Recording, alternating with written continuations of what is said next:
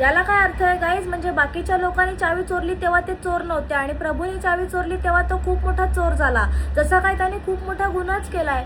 चावी हा एक बिग बॉसच्या गेमचा पार्ट आहे, तर ती कोणीही घेतली, चोरली, काही झालं तरी पण हा गेमचा पार्ट आहे. त्यांनी कोणाचं पर्सनल नाही घेतलंय, कोणाचे कपडे, कोणाचं परफ्यूम, असं काही पर्सनल गोष्टी किंवा मौल्यवान गोष्टी चोरलेल्या नाही आहेत. आणि जेव्हा बिग बॉस बोलले की पॉवर की ज्यांच्याकडे आहे त्यांनी महाद्वाराजवळ ठेवा, तेव्हा त्यांनी ती पॉवर की आहे तशी परत दिली. फरक एवढाच आहे की त्या ज्या पॉवर प्राजक्ताला भेटणार होत्या त्या पॉवर सगळ्या प्रभूला मिळाल्या. मग this is a part of game. त्याच्यामध्ये काही कोण चोर नाही झालंय मोठं आणि हे काय त्याला ट्रीट केलं जात आहे. ही व्हिडिओ बघा. प्रभू इकडनं दूर जा, पळ इकडनं. मी काऊन पळू? पळ इकडनं, मला बोलायचं. दुसऱ्या जागी जा. इकडे यायचं नाही, आमच्यामध्ये यायचं नाही. हे प्रभू लवकर जाऊन सांग जे जे ऐकलंय. काम झालं तुझं पूर्ण, जा लवकर.